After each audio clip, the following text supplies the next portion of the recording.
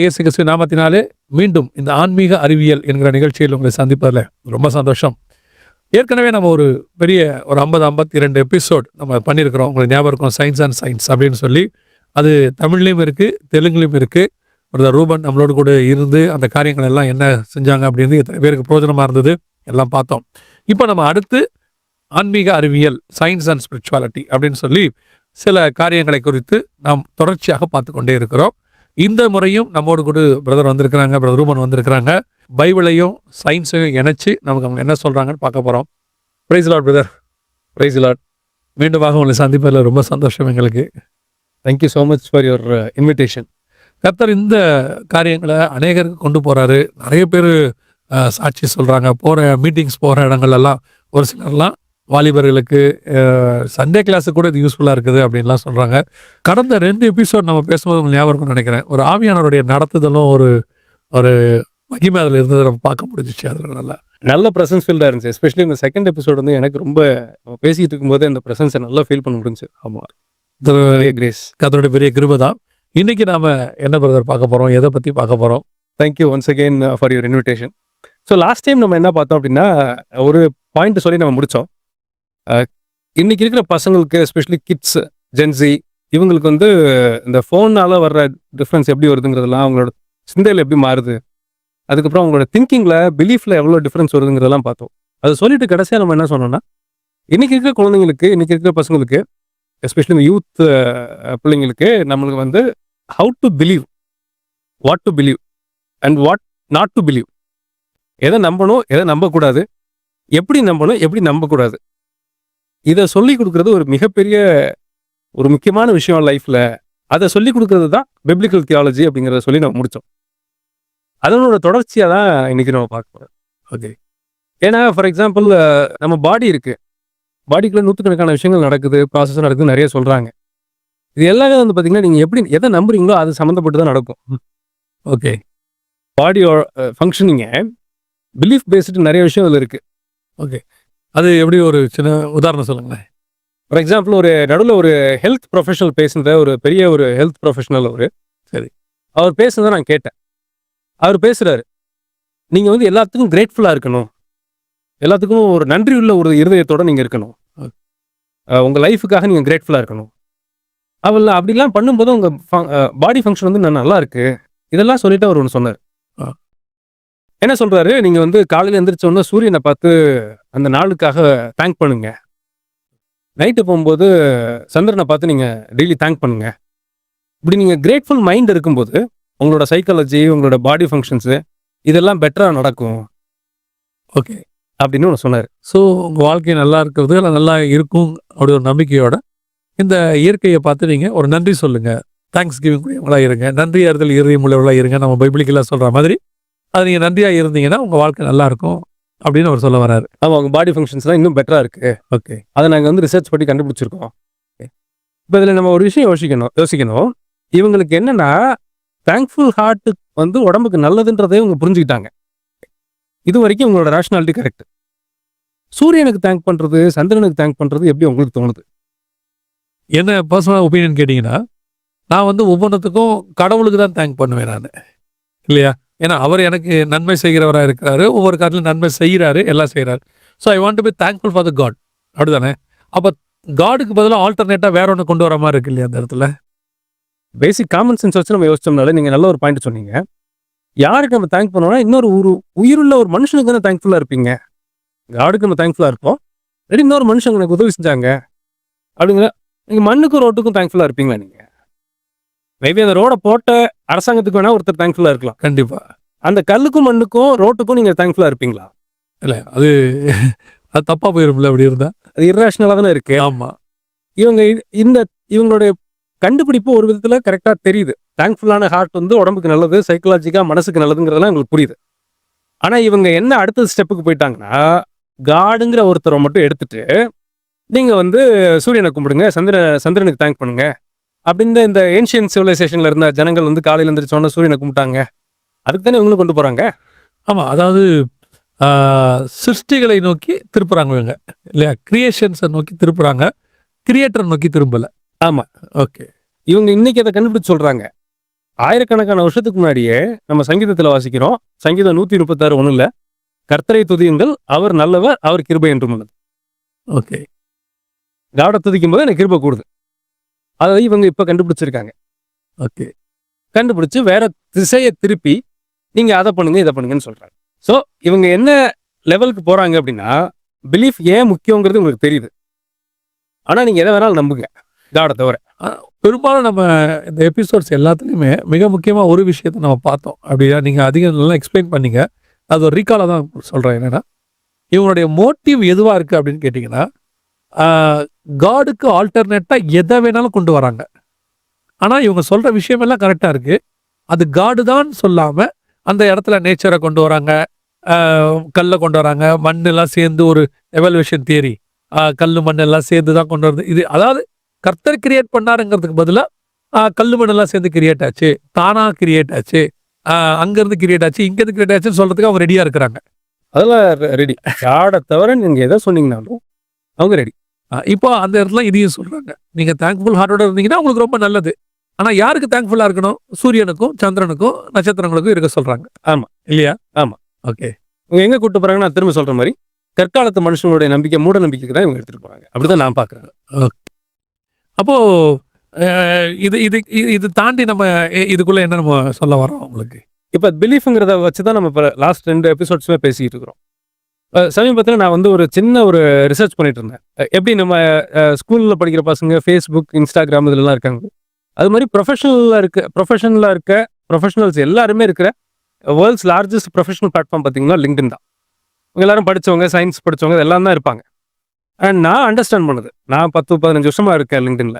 நான் அண்டர்ஸ்டாண்ட் பண்ணதில்ல ஆல்மோஸ்ட் 75% விஷயம் லிங்க்டின்ல பதிவாகிறது பார்த்தீங்கன்னா ஏதோ மோட்டிவேஷனோ இல்லாட்டி ஏதோ ஒரு பிலீஃபோ இல்லாட்டி ஃபிலாசபிக்கல் பாயிண்டோ தான் இருக்கும். அதில் அவங்க போஸ்ட் பண்ணுற அதாவது அவங்கள இது லிங்க் ஆகிறவங்க அத்தனை பேருமே 75% அதை தான் இருக்குது. அந்த அதில் வர்ற போஸ்ட் எல்லாமே பிலீஃப் பேஸாக இருக்குது. மோட்டிவேஷனுங்கிறது பிலீஃப் பேஸ் தானே. ஓகே. மோட்டிவேட் ஒருத்தரை பண்ணணும்னா ஒரு பிலீஃப் பேஸ்டோ ஒரு வேர்ல்டு வியூ பேஸ்டாக தான் நீங்கள் அதை பண்ணவே முடியும். கண்டிப்பாக 75% போஸ்ட் பார்த்தீங்கன்னா பிலீஃப் பேஸ்டாக தான் இருக்கும்.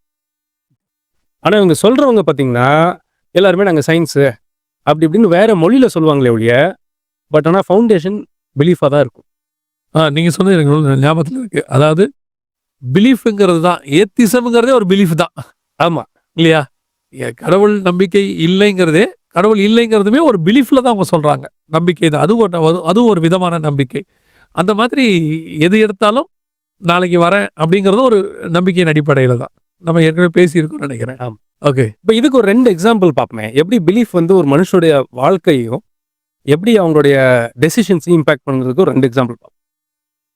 For example example number 1, inferiority complex இல்லாட்டி people with low self esteem அப்படின்னு இவங்க யூஸ்வலாக சொல்கிறாங்க. தாழ்வு மனப்பான்மை அப்படிங்கிறாங்க. ஓகே. இந்த தாழ்வு மனப்பான்மை பார்த்தீங்கன்னா ஒரு லைஃபையே அழிச்சிடும். அவ்வளோ பவர்ஃபுல் இந்த தாழ்வு மனப்பான்மைங்க. ஒரு எக்ஸாம்பிள் சொல்கிறேன்னா, எஸ்பெஷலி இப்போ நம்ம க்ரௌடு வந்து நிறைய சின்ன பசங்க பார்க்குறாங்க, ஸ்கூல் பசங்க, காலேஜ் ஸ்டூடெண்ட்ஸ்லாம் பார்க்குறாங்க. இப்போ நான் வந்து பார்க்குறதுக்கு அழகாக இல்லைன்னு வச்சுக்கோ. இப்போ நான் வந்து அதுதான் இன்ஃபீரியாரிட்டி காம்ப்ளெக்ஸோட ஃபவுண்டேஷனாக இருக்குது.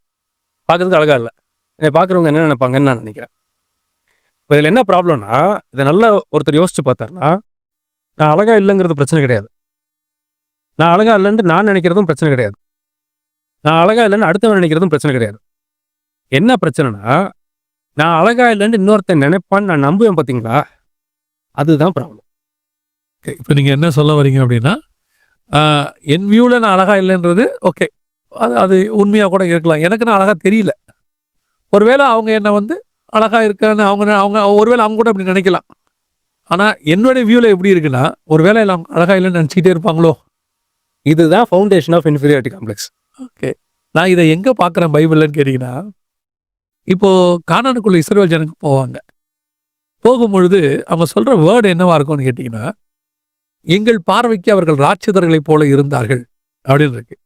அடுத்து இவங்க ஒன்று சொல்லுவாங்க, அவர்கள் பார்வைக்கு நாங்கள் வெட்டுக்கிளிகளைப் போல இருந்தோம் அப்படிம்பாங்க. அதை யார் சொன்னா அப்படின்னு? அழகான பாயிண்ட் நீங்கள் சொல்கிறது. அப்படின்னு இவங்க நம்புறாங்க. அப்படின்னு இவங்க நம்பிட்டாங்க. இந்த பிலீஃப் வந்த உடனே அவங்ககிட்ட வீழ்ச்சி வந்துருச்சு. தோர்த்து போக தொடங்கிட்டாங்க அவங்க. எங்களால் முடியாது. ஈஜிப்டில் ஃபாரோ கிட்ட, பார்வோனுக்கிட்ட இருந்து ஒரு ஃபெயிலியரை பார்க்காத இவங்க முதல் ஃபெயிலியரை அங்கே தான் பார்க்குறாங்க. இந்த இன்ஃபீரியாரிட்டி காம்ப்ளெக்ஸ் நீங்க சொல்றது. பிரில்லியன்ட் பாயிண்ட் நீங்க சொல்றது. அதாவது அங்க அங்க ஆரம்பிச்சவங்க ஃபேரோகளையும் ஜெயிச்சிட்டாங்க, எல்லாரையும் ஜெயிச்சிருவாங்க. ஃபர்ஸ்ட் ஃபெயிலியர் எங்க வருதுன்னா இங்க தான் வருது. அவங்க யுத்தத்துல அவங்க ஃபெயிலியர் ஆகிறது நான் சொல்றேன். இதான் ஃபெயிலியர். அதுக்கு ரீசன் என்னன்னு கேட்டா இன்ஃபீரியாரிட்டி காம்ப்ளெக்ஸ். அது நீங்க சொல்றதை வச்சு நான் சொல்றேன். நீங்க சொல்லும்போது எனக்கு இன்னொரு தோணுது, அவன் அப்படி நினைச்சானாங்கிறது யாருக்குமே தெரியாது. இன்னொரு பெரிய விஷயம் இருக்கு பாருங்களேன். யானை உங்களை பார்த்து பயப்படாது, எறும்பை பார்த்து பயப்படும். சொல்லுவாங்க யானையின் காதுல எறும்பு புகுந்தார் போலம்பாங்க. எறும்பை பார்த்தா யானைக்கு பயம் வந்துடும். அதனால தான் அது காதை ஆட்டிக்கிட்டே இருக்கும். யானை காதை ஆட்டிக்கிட்டே இருக்குல்ல, அதுக்கு ஒரு பர்பஸ் என்னன்னு சொல்லுவாங்க அப்படின்னா, அந்த காதுக்குள்ள எறும்பு போயிருச்சுன்னா யானை க்ளோஸ், யானைக்கு மதம் பிடிச்சி ஒரு வழி ஆயிடும்னு சொல்லுவாங்க. இப்போ யானையோடைய பார்வைக்கு எறும்பு எப்பேற்பட்டது? ஒண்ணுமே கிடையாது. ஆனா யானைக்கு எறும்பை பார்த்தா என்ன இருக்கு? ஒரு பயம் இருக்கு. ஒருவேளை அந்த ராட்சசன் மாதிரி இருந்தவனுக்கு இந்த வெட்டுக்கிளி மாதிரி இருந்த இவங்களை பார்த்து ஒரு பயம் வந்திருக்கலாம் இல்லையா? டெஃபினட்டா இருந்திருக்கும். ஏன்னா இவங்க செஞ்ச எல்லாத்தையும் ராகாப் சொல்றாங்க, உங்கள் தேவன் செய்ததை கேட்டு நாங்கள் பயந்திருக்கிறோன்றாங்க. ஏங்க இதுல எரிகோல இவனும் பயந்துருக்கலாம் இல்லையா? பட் இவங்களே நினைச்சுக்கிட்டாங்க அவ்வளவுதான், அவனுக்கு முன்னாடி நம்ம ஒண்ணுமே இல்லை அப்படின்னு சொல்லி.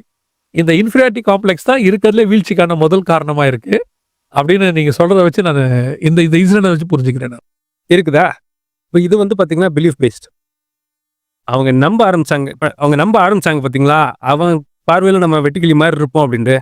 அதுதான் ஃபவுண்டேஷன் ஆஃப் ப்ராப்ளம். இதுதான் நம்ம இன்ஃபீரியாரிட்டி காம்ப்ளெக்ஸ்னு சொல்றோம். ஒரு சின்ன நடுவில் ஒரு செய்தி பார்த்தேன். ஒரு சின்ன பொண்ணு 8 வயசோ 9 வயசோ, அந்த பொண்ணு வந்து சோஷியல் மீடியா அந்த ஸ்டேட்டஸ்லாம் வந்து ரொம்ப ஃபேமஸ் அவங்க ஊர்ல. உங்க அப்பா அம்மா ஏதோ திட்டாங்க அப்படின்னு போய் இறந்து போயிருது, சூசைட் பண்ணிடுது. மாதிரி இப்போ நீங்க ஃபவுண்டேஷன் இதை பாருங்க, இதுல எங்க ப்ராப்ளம்? அவங்க அம்மா அப்பா திட்டினதே ப்ராப்ளம்னு நம்ம சொல்ல முடியாது. நான் பிள்ளைய திட்டாத அம்மா அப்பா உலகத்துல யாருமே இருக்க முடியாது, இருக்கிறதுக்கு வாய்ப்பே இல்லை, சான்ஸே இல்லை. எங்க ப்ராப்ளம்னா அவங்களோட வேல்யூவை சொல்றதுக்கு யாருமே அங்க இல்லை.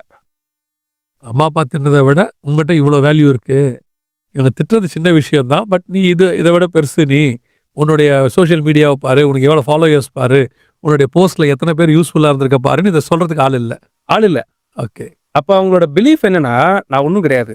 ஸோ இன்ஃபீரியாரிட்டி காம்ப்ளெக்ஸ்ங்கிறது பிசாஸ் யூஸ் பண்ற ஒரு பெரிய ஒரு ஸ்ட்ராட்டஜின்னே நான் சொல்லுவேன். இப்போ இது அப்படியே ஆப்போசிட்டா இப்படி நான் யோசித்து பார்க்குறேன். கோலியாத்தை பார்த்து அத்தனை பேருமே பயந்து இருக்கிறாங்க இல்லையா? டோட்டல் இஸ்ரேலே பயந்து தான் இருக்குது. அது உண்மையும் கூட. ஏன்னா அவன் அந்த மாதிரி ஒரு அஜாபாகவான ஆள் தான். பட் டேவிடுக்கு அந்த இன்ஃபீரியாரிட்டி காம்ப்ளெக்ஸே இல்லை இல்லையா? அவன் என்ன பார்த்தானா, இவன் எவ்வளவு பெரியவனவனா இருக்கட்டும், இவங்கிட்ட எங்கிட்ட இருக்கிற காட் அவனை விட பெரியவர் இல்லையா? இதுதான் அந்த பொண்ணுக்கு நம்ம இருந்திருக்க வேண்டிய விஷயம். இதுதான் இருந்திருக்க வேண்டியது. ஓகே, எதுக்கு சொல்றேன்னா, இந்த இப்போ இன்ஃபீரியாரிட்டி காம்ப்ளெக்ஸ்ங்கிறது ஒரு மனுஷ வாழ்க்கையை அழிக்கவே முடியும். அவ்வளோ பவர்ஃபுல் வெப்பன் அது. இப்போ இதை சால்வ் பண்ணணும். என்ன வழின்னு கேட்டிங்கன்னா, சைக்காலஜியில் நிறைய பாசிட்டிவாக இருங்க அப்படி இப்படின்லாம் சொல்லலாம். ஆனால் இதுக்கு எனக்கு தெரிஞ்ச வரைக்கும் இதுக்கு கரெக்டாக ஒரே ஒரு டிசிப்ளின், இதை எப்படி திங்க் பண்ணணும்னு சொல்லிக் கொடுக்க ஒரே டிசிப்ளின் பார்த்தீங்கன்னா பிப்ளிக்கல் தியாலஜி மட்டும்தான். ஓகே, வேதாகம இறையியல். ஆமாம், இது எப்படி நம்ம பிலீஃபை பில்ட் பண்ணோம் அப்படின்னா, வசனம் சொல்லுது, ஆதியாகமம் 1:27 நம்ம வாசிக்கிறோம், தேவன் தம்முடைய சாயலாகவே மனுஷனை சிருஷ்டித்தார், அவனை தேவ சாயலாகவே சிருஷ்டித்தார். நான் எந்த விதத்துல நான் அழகா இருக்கேன், நான் அசிங்கமா இருக்கேனுங்கிறதுலாம் பிரச்சனை கிடையாது. நான் கடவுளோட இமேஜ்ல இருக்கேன். இது எவ்வளவு பெரிய ட்ரூத். என்னை யார் வேணா என்ன வேணா சொல்லட்டும்.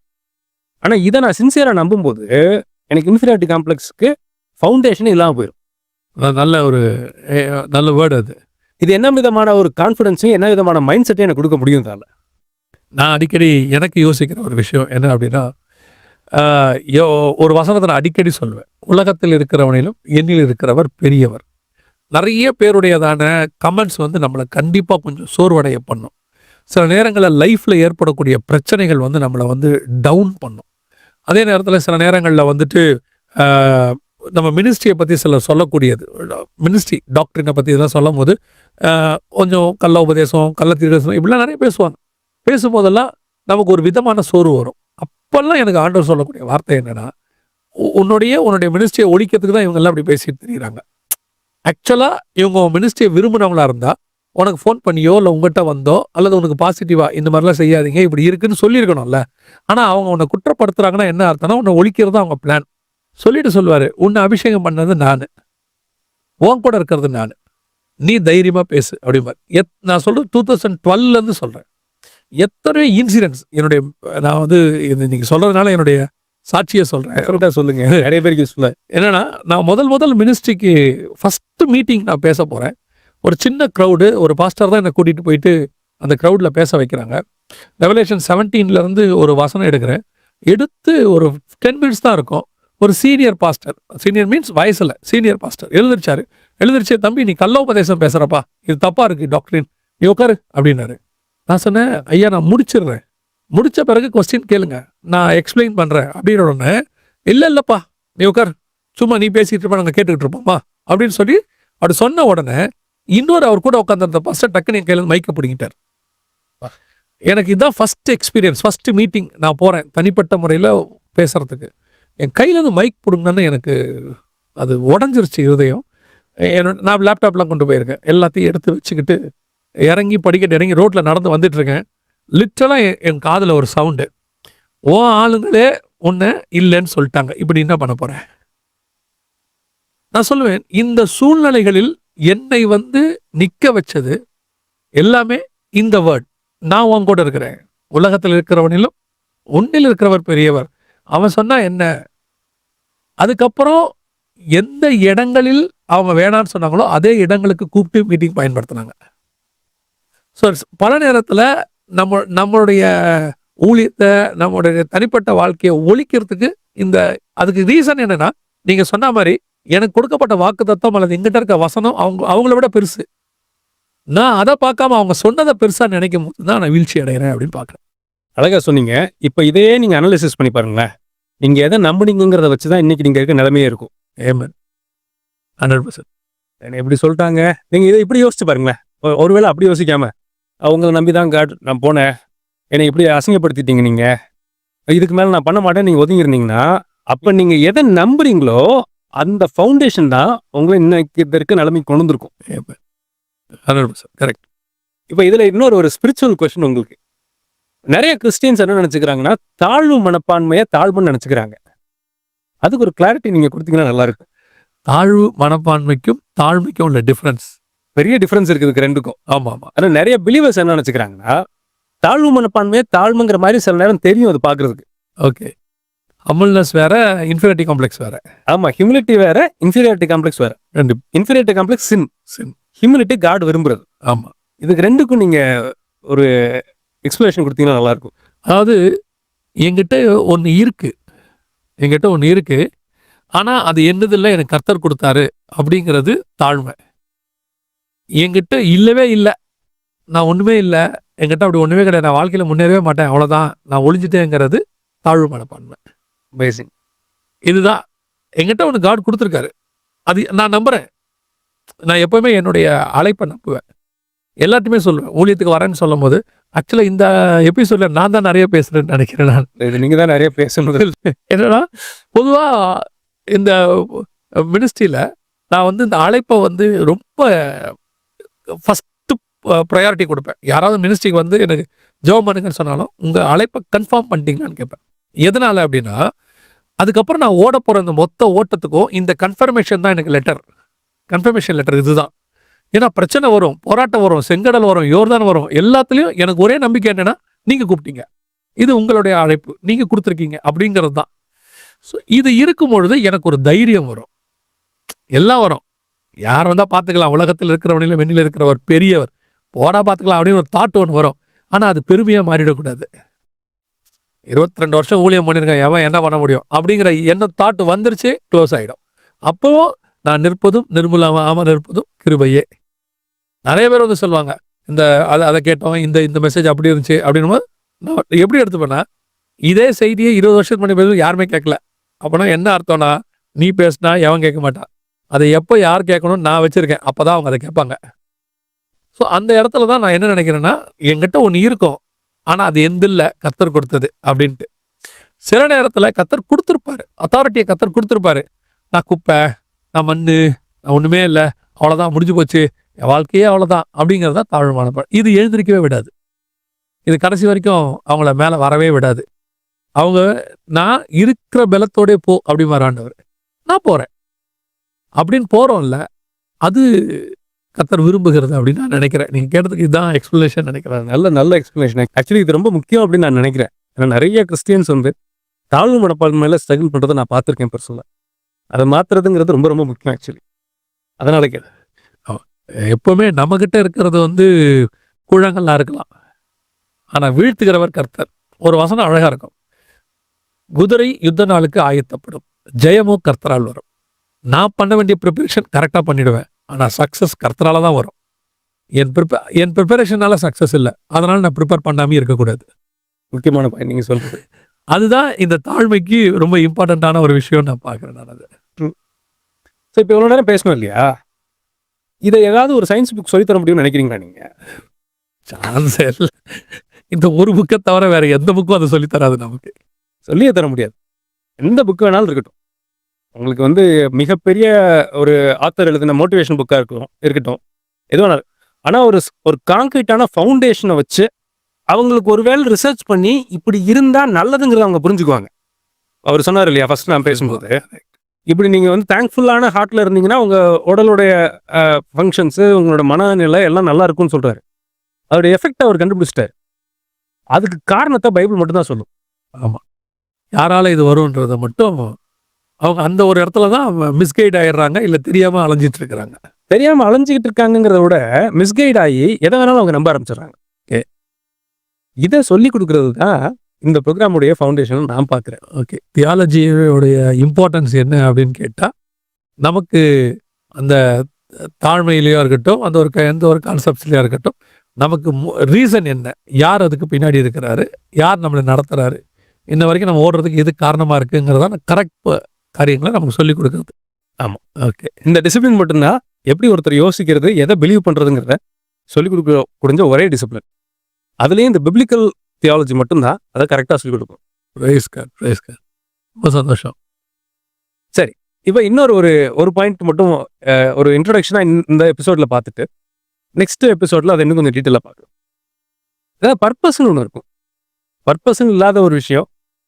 நீங்கள் வந்து இப்போ நம்ம இந்த ரூமில் உட்காந்துருக்கோம், இந்த மைக்குக்கு ஒரு பர்பஸ் இருக்குது, நம்ம பேசுகிறத ரெக்கார்ட் பண்ணுது, இந்த சிஸ்டம் வந்து என்னோட ப்ரெசன்டேஷனை காமிக்குது, லைட் வந்து நம்ம டார்க்னஸ், இந்த மொத்த ரூம்லேயும் பர்பஸ் இல்லாத ஒரு பொருளை உங்களால் காமிக்கவே முடியாது. ஆமாம், பர்பஸ் இல்லைன்னா அது பர்னிங் மேலே போயிடும் இல்லையா, வேஸ்ட். அதுக்கு கூட மேலே இருக்கிறதுக்கு ஒரு காரணம் வச்சுருப்பீங்க நீங்கள். ஆமாம், கேட்டால் நம்ம சொல்லுவோம், இது எங்கள் அம்மாவுது, எங்கள் தாத்தாவுது, அந்த காலத்தில் உள்ளது, என்னைக்காவது யூஸ் ஆகும், ஏதோ ஒரு பர்பஸ் நம்ம சொல்லுவோம். அதுக்கு குப்பையில் தூக்கி போடுறது கூட இடைக்கு போடலான்னு ஒரு பர்பஸோடு தான் நம்ம பண்ணுவோம். கண்டிப்பாக. நான் கேட்குறேன், மனுஷ வாழ்க்கையோட பர்பஸ்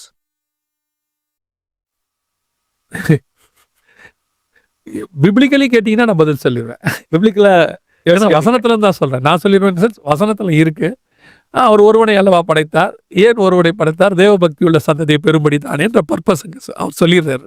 ஆமாம், வழியால் நீங்கள் பைபிளை ஒதுக்கி வச்சுட்டு உலகத்தில் பர்பஸை மட்டும், ஒரு மனுஷ வாழ்க்கையோட பர்பஸை எவ்வளோ ஃபிலாசபர்ஸ் இதை ட்ரை பண்ணாங்க. 2500 வருஷம் இதை ட்ரை பண்ணாங்க. ஓகே, ஒரு கான்கிரீட்டான ஃபவுண்டேஷன் ஒருத்தர் கூட வர முடியல. Purpose of the human being, purpose of human life. Okay, இன்னும் சொல்ல போனால் நம்ம சயின்ஸ் அண்ட் சயின்ஸ் பண்ணதுனால ஹாக்கின் கடைசியாக ஒரு புக் எழுதுவார். ஹாக்கின் நம்மளுடைய ஃபேவரட்டான செலிபிரிட்டி ஆயிட்டார். ஹாக்கின் எழுதுவார் கடைசியாக. அவர் கடைசியாக எழுதுனதுல அந்த கிராண்ட் டிசைன்ங்கிற புக்கில் ஒரு குறிப்பிட்ட ஒரு பாயிண்ட் சொல்லியிருப்பாரு. அதுக்கு முன்னாடி அவர் சொல்லியிருக்காரு, ஒய் ஆர் வி ஹியர், ஏன் மனுஷங்க இந்த உலகத்தில் இருக்கோம் அப்படின்னு அவரே கேட்குறாரு. அதை கேட்குறாரு. ஓகே, இதை கண்டுபிடிச்சோன்னா அதுக்கு நிகரான ஒரு விஷயம் இருக்குமான்னு எனக்கு தெரியல. அதுக்கு அவர் நிறைய தியாரி சொன்னார், அதுக்குள்ள நம்ம போகல. ஆனால் இந்த சயின்டிஃபிக் கம்யூனிட்டியும் இல்லாட்டி ஃபிலாசபர்ஸ் பல ஆயிரம் வருஷமாக ட்ரை பண்ண ஒரு விஷயம் பர்பஸ் ஆஃப் லைஃப். அதை சொல்லிக் கொடுக்கக்கூடிய ஒரே புக்கு பைபிள் மட்டும்தான். மனித வாழ்வியல் திட்டம் என்ன, ஏன் மனிதன் இங்கே இருக்கிறான். யோசிச்சு பாருங்க, இந்த டேபிள் ஆகட்டும், சேர் ஆகட்டும், இதோட பர்பஸ் ஒருவேளை இந்த டேபிளுக்கு வாய் வந்ததுன்னா அதுக்கு சொல்ல தெரியாது. அது யார் சொல்ல முடியும்னா அதை செஞ்சவரால் மட்டும்தான் சொல்ல முடியும். ஓகே, நான் ஏன் இதை வாங்கினேன்னு வாங்கினவர் தான் சொல்லணும். ஆமாம், நான் ஏன் இதை வாங்கினேன்னு நான் தான் சொல்ல முடியும். ஏன் அதை வித்தாரு அப்படிங்கிறவரை அந்த மேனுஃபேக்சர் தான் சொல்ல முடியும். கண்டிப்பாக. இதுதான் வந்து ஒரு ஃபிலாசபிக்கல் வியூ. அதை செஞ்சவருக்கு தான் அதை சொல்லணும். காடு கிட்ட மட்டும்தான் நம்ம பர்பஸ் ஆஃப் லைஃபை தெரிஞ்சுக்க முடியுமே ஒழிய அதை சொல்லிக் கொடுக்கறதுக்கு இந்த பைபிள் மட்டும்தான் இருக்க ஒழிய, இந்த பிப்ளிக்கல் வேர்ல்ட் வியூ ஆர் இந்த பிலீஃப் சிஸ்டம் மட்டும்தான் இருக்க ஒழிய எனக்கு தெரிஞ்சு வேற எதுவும் இல்லை. கிரியேட்டருக்கு மட்டும்தான் இந்த கிரியேஷனை ஏன் பண்ணங்கிற பர்பஸ் தெரிய போகுது. மற்றபடி அந்த கிரியேஷனுக்கும் தெரியாது, அவர் கிரியேட் பண்ண அவர் கூட இருக்கிற மற்ற கிரியேஷன்ஸ்க்கும் அது தெரிய வாய்ப்பு இல்லை, சான்ஸே இல்லை. சான்ஸே. இதை சொல்லிக் கொடுக்குற ஒரு விஷயம்தான் இந்த பிப்ளிக்கல் தியாலஜி. ரைஸ் கார்டு ரொம்ப அருமையான ஒரு ஃபினிஷிங், ஒரு நல்ல ஒரு இது. நம்ம நேரம் ஆக்சுவலாக முடிவுக்கு வருது. இதே மாதிரி இன்னொரு தியாலஜியை பற்றி இன்னொரு எபிசோடில் the purpose of human life அப்படிதானியா? ஆமாம், அதை பற்றி தான் நம்ம பார்க்க போகிறோம் இல்லையா? ஸோ மீண்டுமாக கர்த்தருக்கு சித்தமானால் வருகிற எபிசோடில் இந்த பர்பஸ் ஆஃப் ஹியூமன் லைஃப் அப்படின்னு சொல்லக்கூடிய இதை பற்றின இன்னொரு செகண்ட் பார்ட் நம்மோடு கூட சகோதரர் பகிர்ந்து கொள்வார். சகோதரருடையதான அவருடைய காரியங்கள் எல்லாமே வாய்ஸ் ஆஃப் பைபிள் அப்படிங்கிறதான சேனல்லையும் வருது. சகோதரருடையதான இந்த சயின்ஸ் அண்ட் சயின்ஸ் இதுக்கு முன்னாடி பண்ணது தெலுங்குலையும் இருக்குது. தெலுங்கு மக்களுக்கும் நீங்கள் அதை அவங்களுக்கு தெரியப்படுத்தலாம். இந்த காரியங்களை யூத்ஸுக்கு பிள்ளைகளுக்கு சொல்லும்பொழுது அவங்களுக்கும் இந்த மாதிரி ஆன்மீக அறிவியலை குறித்த அறிவு வர பிரயோஜனமாக இருக்கும். எங்கள் ஊழியங்களுக்காக ஜெபித்துக் கொள்ளுங்கள். கர்த்தருக்கு சித்தமானால் மீண்டும் உங்களை சந்திக்கிறோம். God bless you, brother.